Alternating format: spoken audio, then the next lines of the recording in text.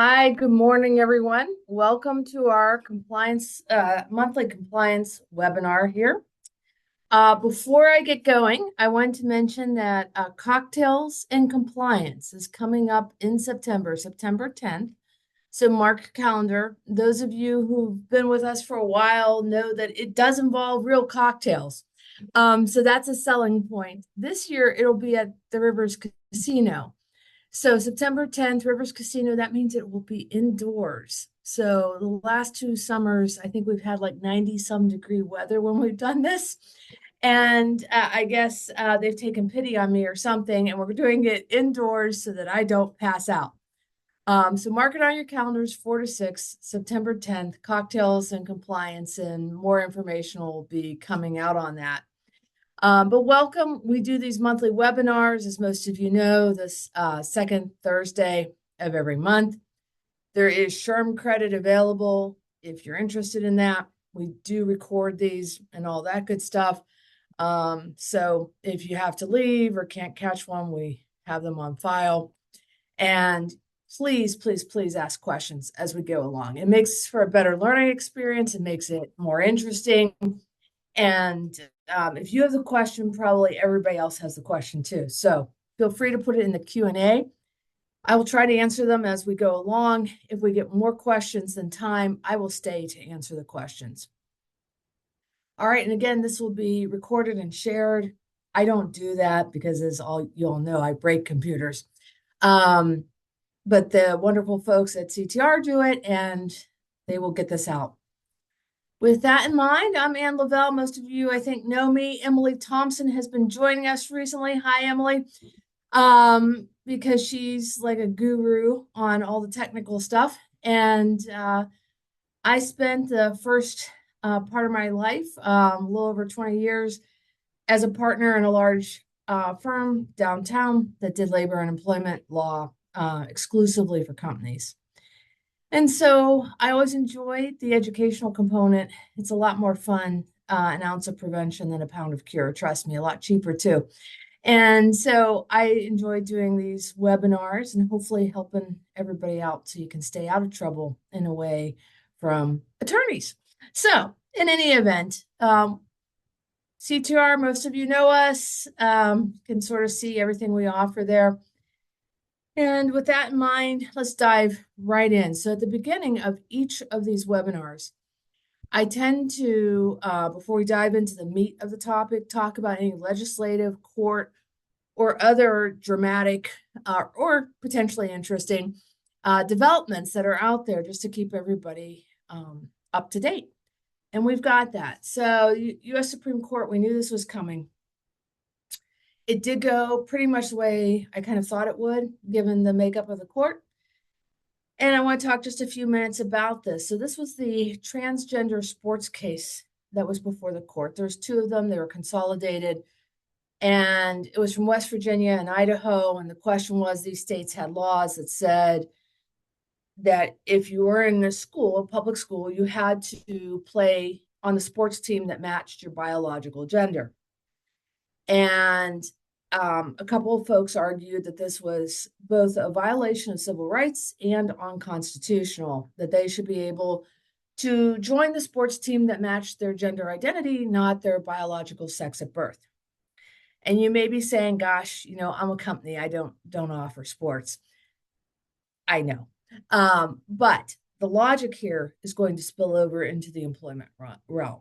So very interestingly, all of the justices on the court agreed that this was not a civil rights violation. I was actually very surprised at that three of them at least did not say, yes, it's a civil rights violation. They all agreed, looking at Title IX, which is what applies to schools, but mirrors employment civil rights laws. They all said, no, it's not a civil rights violation.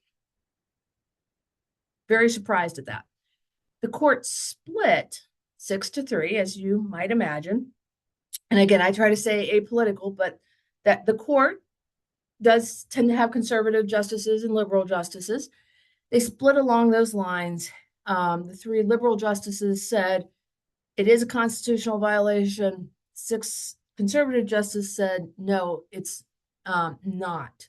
a constitutional violation to make a person play on the sports team that matches their biological gender at birth. And of course, 6 beats 3. So that's now the law of the land. What is interesting about this case is there's a critical distinction that the court made. And that was Idaho and West Virginia and about 25, so about half the states, have this law that you have to play on the sports team that matches your gender at birth, your biological identity. The Supreme Court said if the state has the law, that law is fine. What question did it leave open? Which is a problem for states like Pennsylvania because we are still in a gray area now. That is, what if the state does not have a law? So Pennsylvania does not, right? We tend to be a blue state, like about 25 others. The country is pretty evenly split. We don't have a law that says this. So where does that leave us? What if the state has the opposite law? We don't have the opposite law. But what if the state, what if you're like in California or someplace where they have a law that says you got to let the person play on the team that matches their gender identity? We don't know the answer to that yet. And so that is a problem in the sense that it doesn't provide certainty for states like Pennsylvania. If I was in Idaho or West Virginia, and I do frequently think about running away from home, so I could be in one of those states someday. I would have some certainty, I think, if I was an employer to say this was the decision for schools, the logic transfers to the employment realm. And so I feel pretty good about where I stand and what legal precedent I need to follow. If I'm in Pennsylvania or another blue state, I don't feel as certain still. And so we still have some uncertainty, unfortunately. So that's where we're at. All right. The other thing that those of you in Allegheny County or do business in Allegheny County, because we're not quite sure how this will be defined, probably know that there is a push to have 18 weeks of parental paid leave for both genders if an employee works for your company for 30 or more days. And whether that's right or wrong, you should be aware that that is in motion. And so this was before the Allegheny County Board of Health. That Board of Health is supposed to have a vote on it about a week from now, on the 15th. Public comment on this closed on June 16th. What happens if the Board of Health votes yes, which I think is a likely outcome? That does not mean it goes into the status of a law right away. It goes to the county council to see if they will pass it.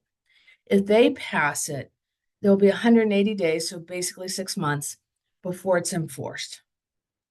You should be aware of this, should be looking at it. Certainly, if you have a business in Allegheny County, this ought to be on your radar screen. But remember, the Paid Leave Acts, it's if you have employees in this county. We're not quite sure if that will play out this way too.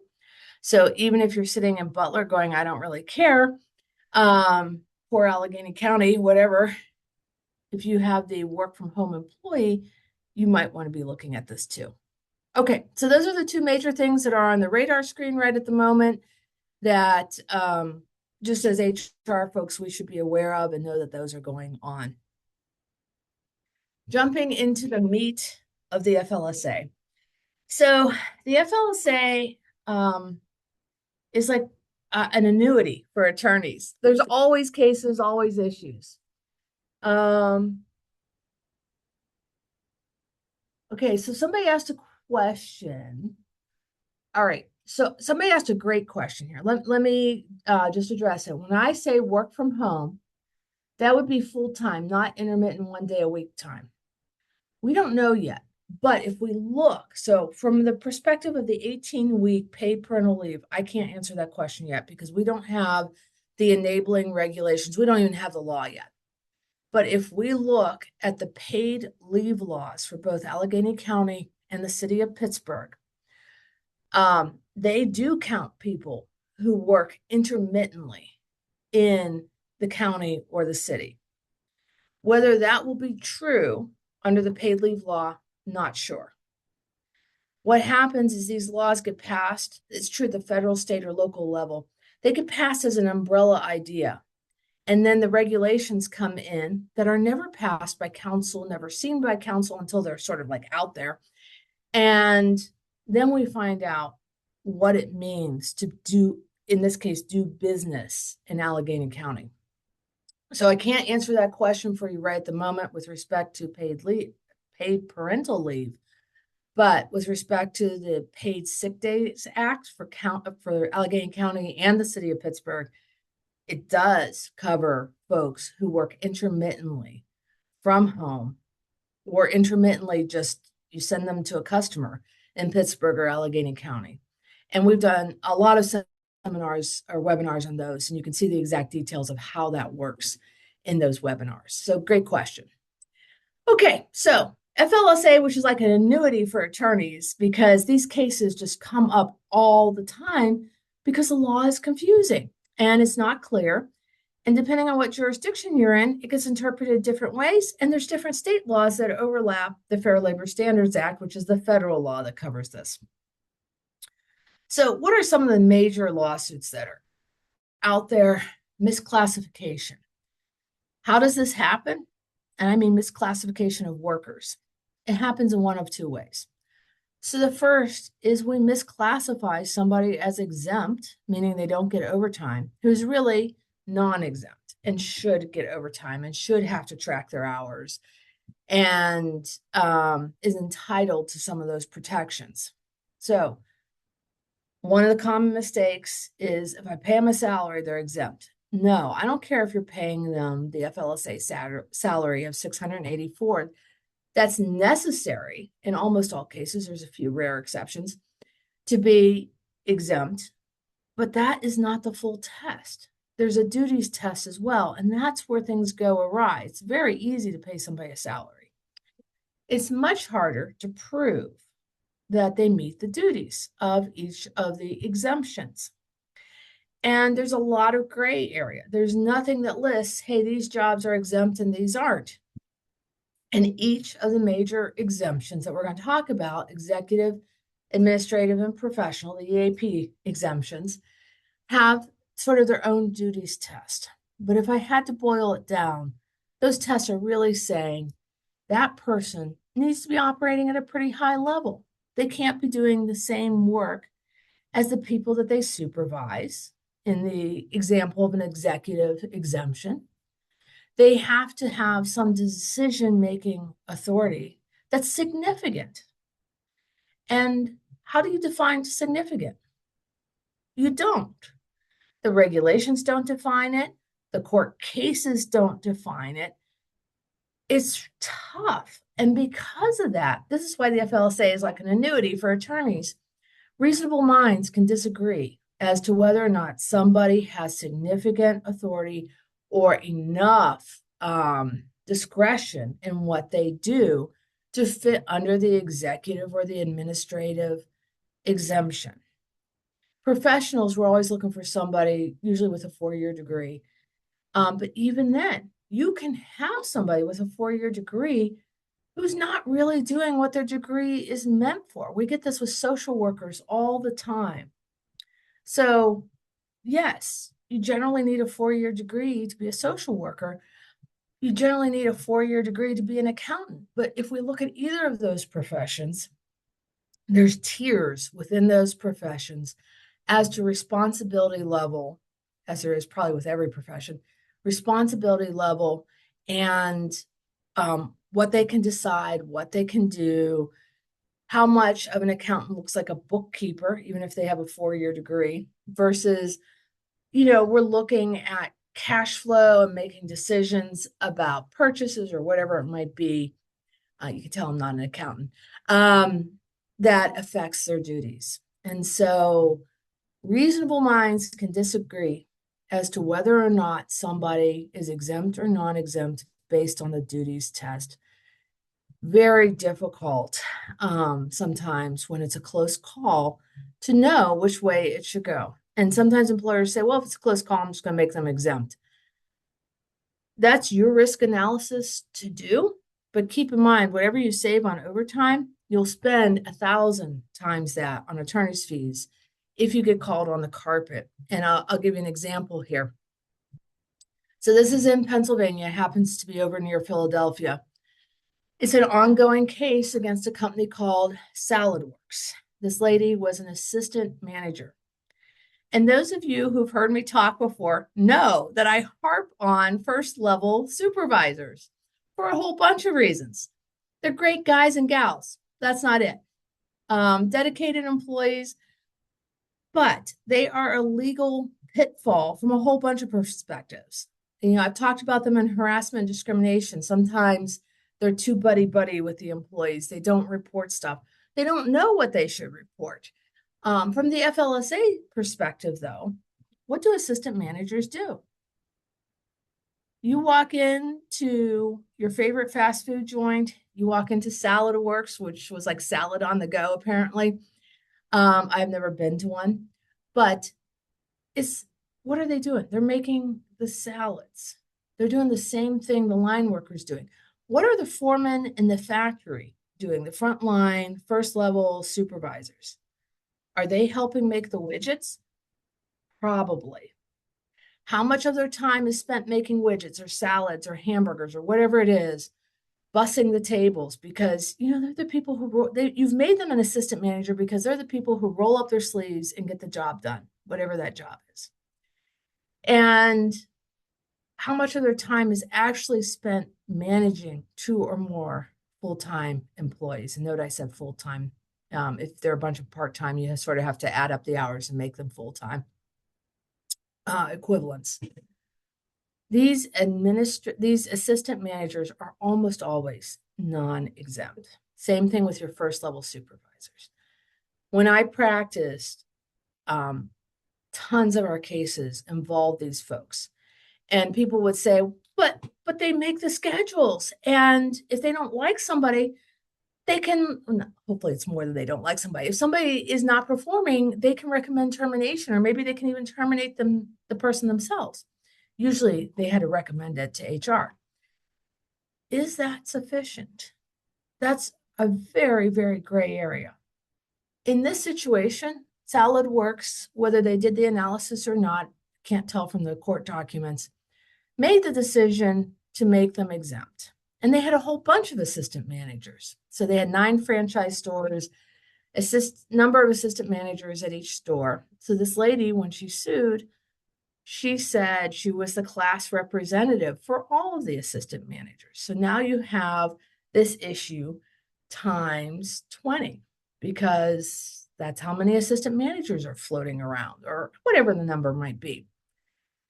I want to also point out that SaladWorks was a limited liability company. Doesn't that mean the owner is protected? We've talked about this before. This is a great example of how this plays out in Pennsylvania. For wage issues, even if you have a corporation or an LLC or a PC, a professional corporation, whatever your corporate format is, it does not protect the owners or the very high-level executives from a wage claim. They are personally liable. So we see that the owner is named here. That corporate shield that would protect that owner from all sorts of other liabilities. Like if I walked in, tripped and fell because I'm kind of klutzy, that's true, doesn't protect them from the wage claim in Pennsylvania. Pennsylvania is unusual in that sort of legal cause of action. The question here is primary duty.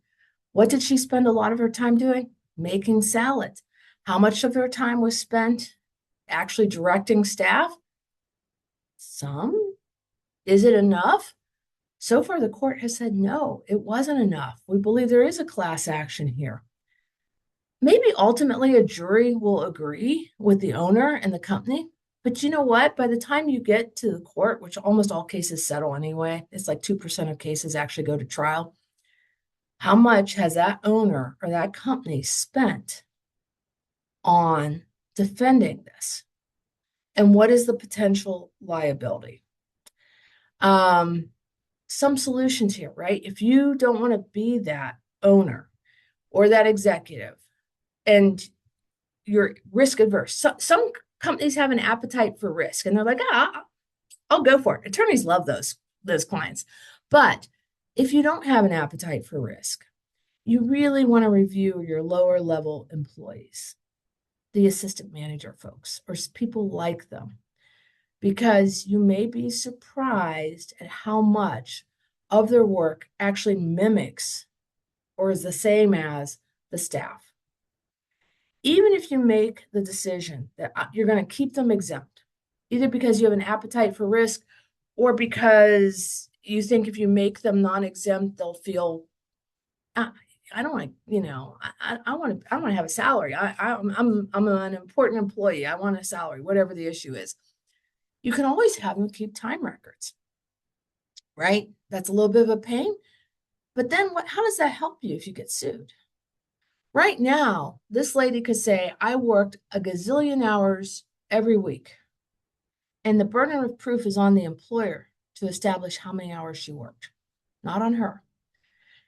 If you have no time record, you can't establish that. So if you have an appetite for risk and you say, I'm going to make these people exempt anyway, even if it's gray area, one of the things you can do to control your risk is have them keep time records, accurate time records. And that way, if you do get sued, you can quantify your risk much, much easier. And you can say, well, look, we made them keep time records because, we knew it was a little bit of a close call. And, they, in the whole year, they only worked 50 hours of overtime. So their claim that they worked 1,000 hours of overtime is not true. They kept the time record. They were responsible for keeping it accurately. It was in their handwriting, so to speak. I know it's all computerized now. And, they told us this is what they were working. That helps you both quantify your potential liability as well as limit it. What about insurance? We've talked about this before. Please, please, please have employment practices liability insurance for harassment and discrimination. You can often get a rider for wage and hour claims. That's out there. However, those riders usually only cover the defense fees and not the money owed to the employees. There's ethical reasons for that. That still can help you, because if you're going to court on this, or you're getting anywhere near going to court before it settles, you're looking at probably $250,000 in attorney's fees to be doing this. And that, with a class action, a lot of smaller companies can't afford those defense fees. And so what happens then if you can't afford the defense fees, you're forced to settle. Can you even afford the settlement? Maybe, maybe not. It's probably cheaper than the attorney's fees. And you also end up paying the other side's attorney's fees too, because it's a fee shifting statute. So lots of good reasons to look at this and try to minimize your risk if you're going to do it, or to flip these people to non-exempt if you think you have them misclassified. The statute of limitations is between 2 to 3 years. So the sooner you flip them, the sooner you start knocking off that statute of limitations. The other way this can happen is employee versus independent contractor. And frankly, I used to hate this analysis because you know what it depends a lot on? Which political party is in office. So if it's the blue party, and again, I try to stay apolitical here, they just tend to not like independent contractors. They tend to be very strict in how they view this. If it's the red party, they tend to be much more open and less of an enforcement initiative with respect to independent contractors, more flexible in who they find to be an independent contractor. That's a real problem because in this country, we tend to change parties, who's in charge, every 4 to 8 years. So you keep having to redo who do you think is an independent contractor, and that's a real pain in whatever. There's different tests for it, and the tests change too, depending on which party is in office sometimes. It just changed about a year ago because we have a new party. And right now we have the economic reality test, and you can read this for yourself. But you know what I boil this down to, what I would tell clients? Does the worker look like my plumber? And I don't mean how they wear their pants, joking. Does the person look like my plumber who I may tell them, hey, my sink is leaking. help me. But beyond that, I have almost no role in what they do. I don't know how to fix the sink. I don't have the tools. I might give them a bucket, but I don't have anything else worthwhile to add to how they do it. They have their own business. Hopefully, they have their own insurance if they're my plumber. Um, they have their own tools. They schedule the appointment usually at their convenience, not mine. And although I have a say, right? I could say, hey, I'm not available Tuesday, whatever. We find a mutually agreeable time. Does the worker that you have, who you said is an independent contractor, do they look like my plumber? If the answer is yes, then I feel really pretty good about things. If the answer is like, especially if we have a blue political party in charge, I don't feel very good about things. We have this out of the Fourth Circuit, which is down West Virginia, Virginia. It was a class action as well. It was a staffing company for nurses' aides, LPNs, RNs. The nurses could take or reject the various placements. It was up to them. They had their own licenses, etc. And this staffing company treated them all as independent contractors. So it just paid them a fee. It didn't pay by the hour. It didn't pay overtime. It didn't offer benefits that the other employees got. So how many were there? There was over 1,000 of these folks, of these independent contractors running around. And by the way, if you have more independent contractors than you have employees, that's usually a huge red flag. It is rare that I have seen a company that can actually justify that. Anywho, the company made the employees wear badges. They checked to make sure that they had a license. And you might say, well, how's that different, Anne, than you checking to make sure your plumber is maybe insured or registered with the state or whatever the requirements are? I don't know that it is that much different. But what I think killed them here was they also had them adhere to the company policies. So the company made the policies, which were simple policies, really, like don't harass people, don't discriminate, don't be violent in the workplace. But I don't have any policies for my plumber. I don't hand him a handbook and say, here, sign off before you work on my kitchen sink. I don't make him wear a badge that says Ann Lavelle's plumber. That was what the court hung their hat on and said, look, you're doing background checks, you check their licensure, maybe. But as soon as you start saying adhere to our policies, wear our badge, that's an issue.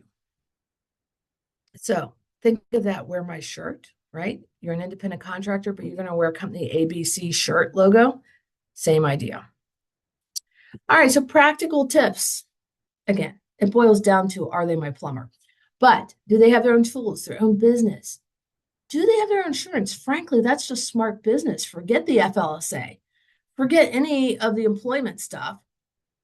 If I'm hiring somebody and I'm doing anything with them, it's nice if they have their own insurance, right? I don't really want the claims on my insurance.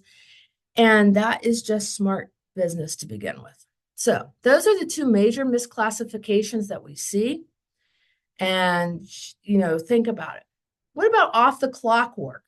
So I like all the question mark notepad things there. That's my whole life.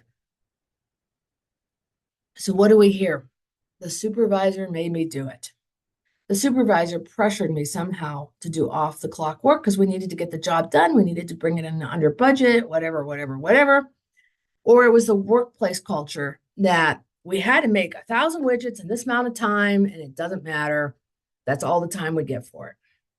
Or the infamous, and you can have these automatic meal, lunch, whatever type of breaks with hard start or stop times, maybe at the beginning or end of a shift.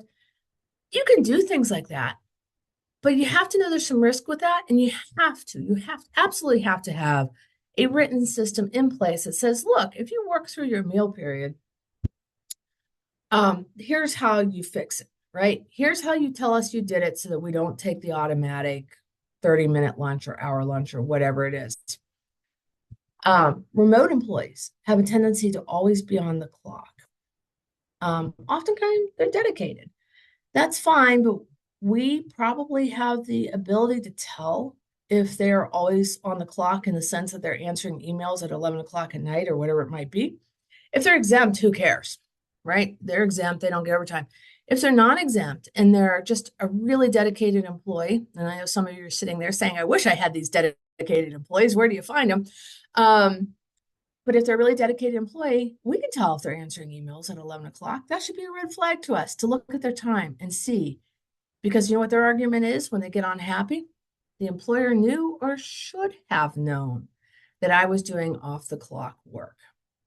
And we should have. If they're sending emails at 11 o'clock, we should have known. If they're submitting a project at 6 o'clock and we thought they were done at 5, we ought to be looking at that and saying, why is that? Are they accounting for their time?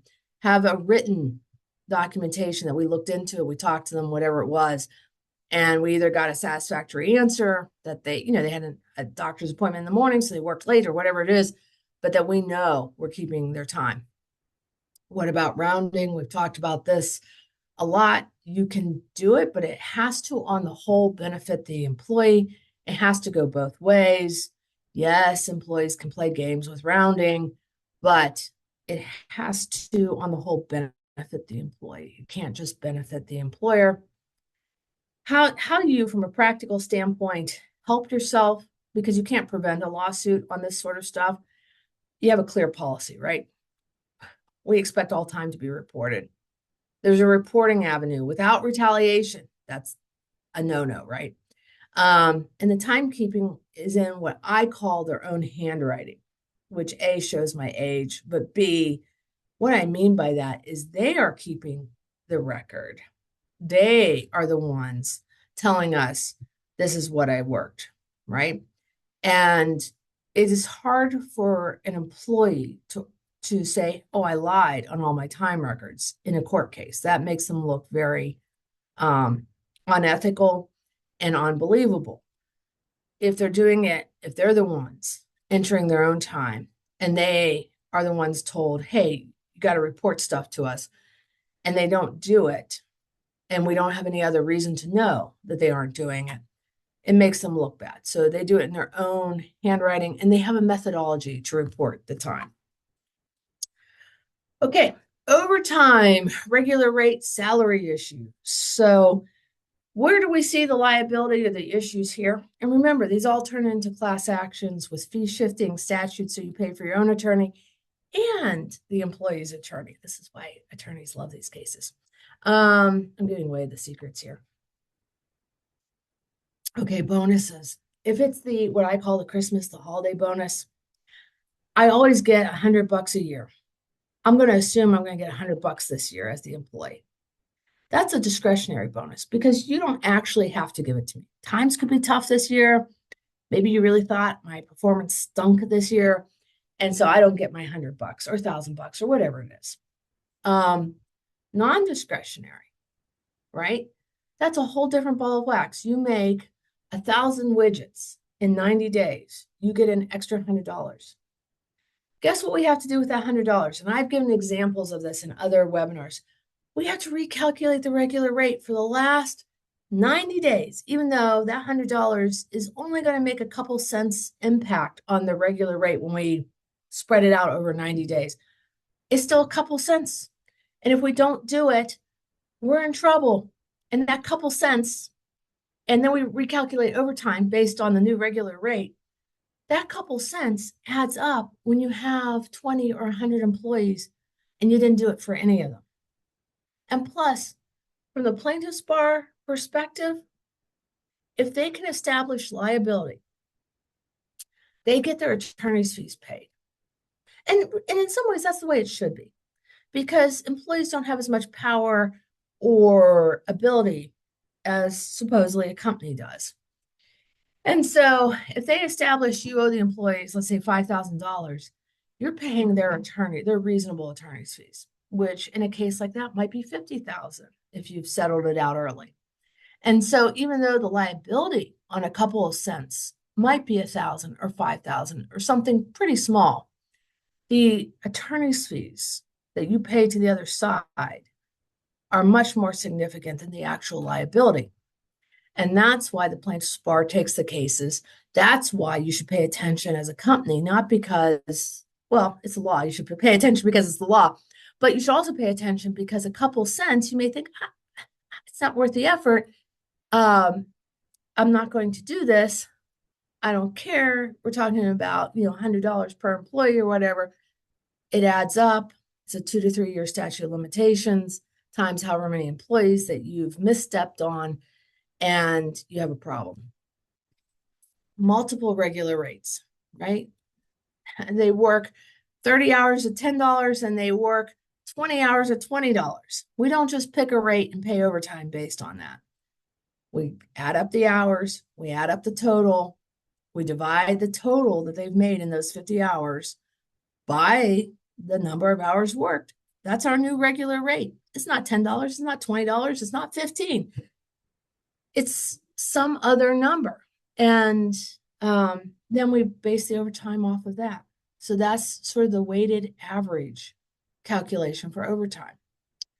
Deductions from salary. So if we have an exempt person, this is how we see the exemption getting ruined. We make a deduction for some dumb reason, usually. We're usually irritated with the person, and we've made a deduction. You can make deductions for FMLA leave, but other things, they wrecked the company truck. They lost the toolbox. Whatever it is, we're not making deductions for that. If we do, we ruin their exemption. We don't just ruin it for that 1 week or 2 weeks or month that we made the deduction. We ruin it forever. Go back 2 or 3 years. It's all ruined. Now they're entitled to overtime. We have no records for them because they were exempt. And we now owe the money. Now, I have seen what I'll call innocent deductions. There's some sort of little mistake. And the law does allow for that and says, hey, we recognize people aren't perfect. And so if you have a written policy that says, hey, exempt person, if you notice an innocent deduction, right? We've made a little mistake somewhere, and you tell us and we correct it right away, you're still exempt. So you want to make sure you have something like that in your handbook that says, hey, if you notice a problem with your salary or an inappropriate deduction or whatever, you tell us right away, we will fix it. You maintain that exemption. That's worth its weight in gold if you do have a little hiccup sometime. Common multi-state wage and hour issues. So if you were at our PNC ballpark, what a gorgeous day that was, seminar, we talked a little bit like if I was in California, what would I look for? And it really doesn't matter whether we're in California or Ohio. If we have an employee who's working from home in one of those states, because it's where the employee is located, or we just happen to have an employee out there or an office in Kentucky or wherever it might be, I'm always sort of have a checklist in my mind. Do we have the right minimum wage? Youth employment. Every state is different, right? Pennsylvania has some odd requirements about sending notices to school districts when the employee leaves, which, by the way, the State Department of Labor and Industry will check up on. The feds don't care about the DOL. Breaks. A lot of states have mandatory breaks. Overtime. You go out west, go to Colorado, California, those types of states. It's more than 8 hours in a day or more than 10 hours in a day or 3 12s in a row. They have mandatory overtime in those situations, even though it's less than 40 in a week. A lot of states have what I call better laws for employees from a wage and hour perspective. I'm looking for those because merely complying with the FLSA will not get me compliance in California or Colorado or wherever we want to, whatever state we want to pick on. They all have varying rules, varying documentation rules, varying paid leave, right? If your business was in South Dakota and you have a work from home employee in Allegheny County, all of a sudden you have paid leave that's owed to that employee that you probably don't have in South Dakota. So I'm always looking and saying a sort of a checklist in my mind. Am I hitting the right wages, the right youth employment if I have an under 18 employee, the right overtime, breaks, meal breaks, Paid leave. Do I have those? Is there any varying documentation rules as to what I have to show on a pay stub, which often involves paid leave, like in California, where I might have to show their bank of paid leave or whatever it might be. All right, at this point, I'm going to turn it over to Emily. And again, if you have questions, I'm happy to answer. And if it's all crystal clear, that's great. But if it's all crystal clear, that'll be the first time I've ever talked about the FLSA, and it has been crystal clear. So, Emily, I'll turn it over to you, and you can talk a little bit about the wage and hour services.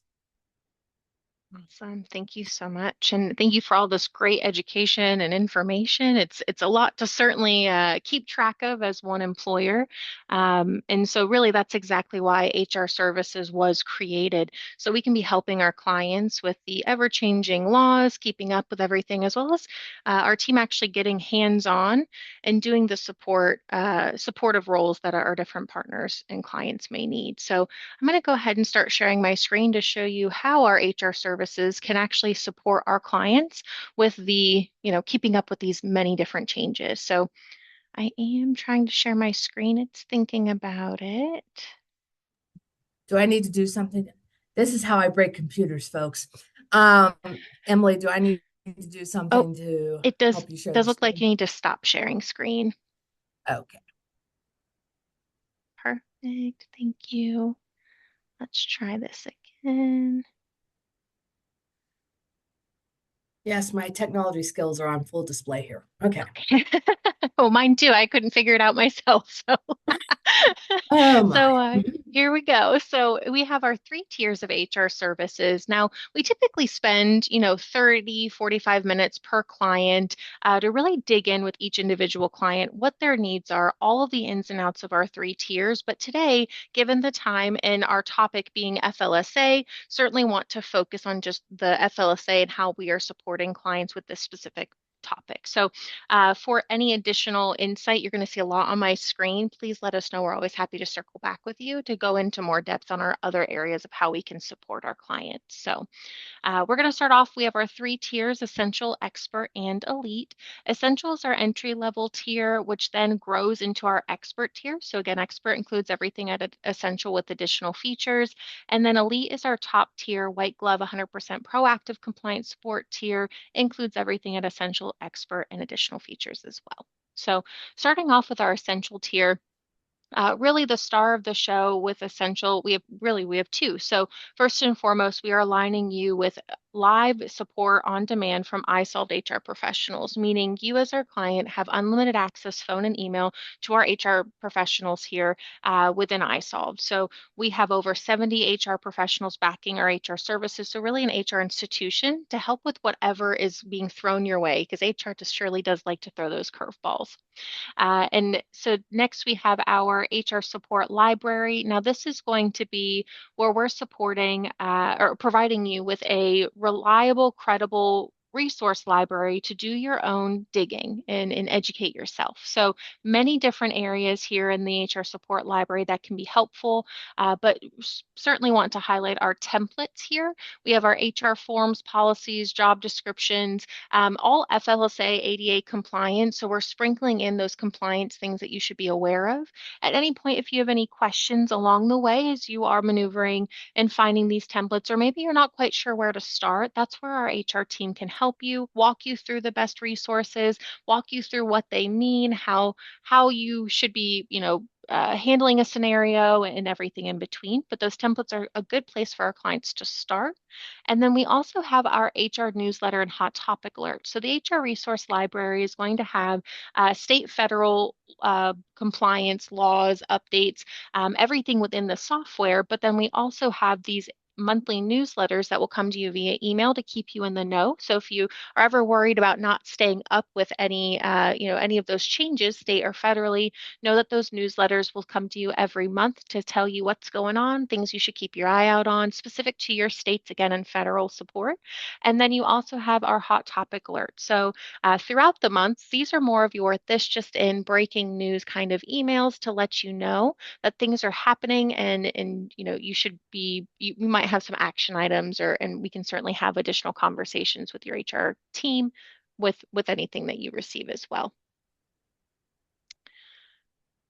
Next, we have our expert and our elite tiers. Now, again, there's a lot on our screen. We don't quite have the time to run through everything today, but I've highlighted in with our squares here the different ways that we can support specific to our topic today. So, first and foremost, with expert, we are aligning you with a dedicated HR partner. That's an HR consultant equivalent, about 5 years of experience in HR. Some have even more, and they're here to be your sounding board for all things HR, good, bad, and ugly. Again, unlimited access to them, phone and email.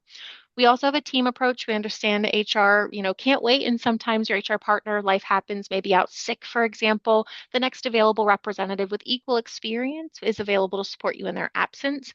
And then we also have what I like to call a triage approach. So if whatever curveball you are thrown is best suited to be supported by our senior HR business partners, 10 to 15 plus years of experience under our elite tier, then they're able to tag in and support you as well. We want to make sure we're able to cover any level of support that you may need. So we've already touched on the HR resource library and that essential tier, the newsletter hot topic alert as well, but just didn't want to not highlight those because of course they're still important. But then also we have our custom projects. So we're able to do a fully custom handbook for you to help you with all of your policies, of course, to make sure your employees are aware of what's required of them, what's available to them.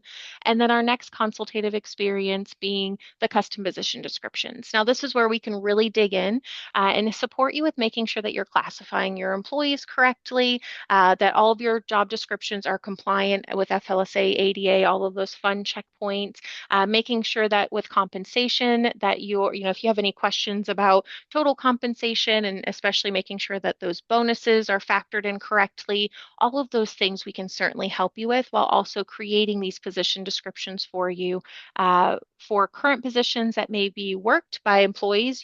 As employees grow within the company, they may absorb new roles and responsibilities. So just making sure that their job descriptions are growing with them as your frontline defense against things like wrongful termination lawsuits and other kinds of headaches right down the road.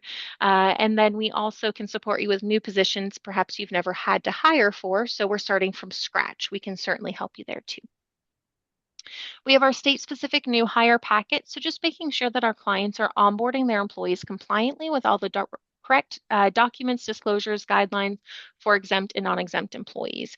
So just making sure you're collecting all the right information from the beginning and you're not missing anything. We also work closely with the technology so we can support you with efficiency improvements within your electronic onboarding software as well as an example.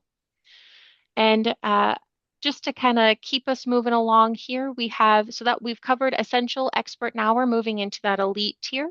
So with elite, where instead of aligning you with a dedicated HR partner, about 5 years of experience, we have that dedicated senior HR business partner, 10 to 15 plus years of experience. They're now delivering a 100% proactive compliance support stance. So that's set it and forget it for you.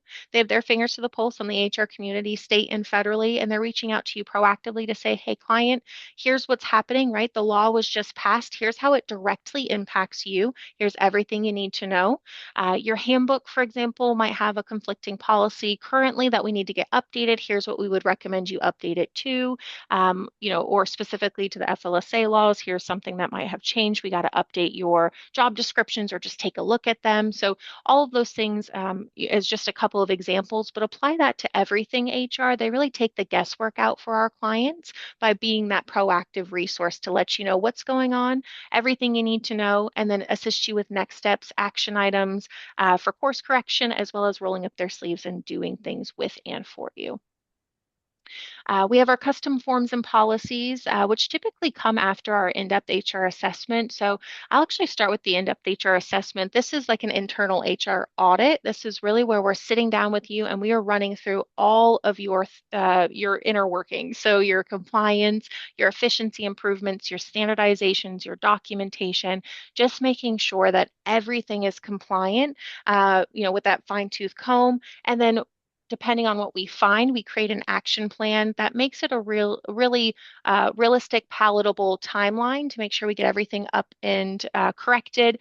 Certainly prioritizing any high risk areas, and then of course anything that you may want to prioritize. And we're going to get you back on track. Which then leads to the custom forms and policies where we're creating things with and for you. So depending on our partnerships, since Elite is so customized and every client's different. If we identify you're missing a document, for example, we can create it for you or with you, or if you perhaps have it, but it maybe hasn't been updated in a while, or you want us to review it for you, we can do it for you or with you and update it with or for you. Specifically saying with or for because every client's different. So you may want a partnership where you're collaborating together, learning the ropes, doing it together, the whys, the best practices, or perhaps you want somebody to increase your bandwidth and do it for you, right? So we're here to mold with you along the way.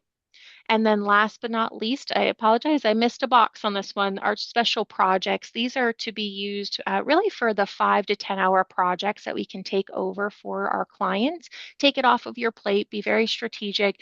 That can be, the sky's the limit. I like to call it your wild card. And a lot of times our clients are identifying what they want those to be in the in-depth HR assessment because we are getting so granular. But this is where you can identify if you want us to do a internal audit or an investigation or anything that may be beneficial given the scenario at hand. So this is really helpful for our clients to use. You get 2 per year. You use it at any point throughout the year. But again, your HR business partner can walk you through maybe what items you could use them for, what they would recommend, depending on, what they're finding. You may, your inner workings look like after that in-depth HR assessment. So I know we've covered quite a lot in a short bit of time, but that is just a high level how our HR services can support our clients with the topic at hand and many other areas.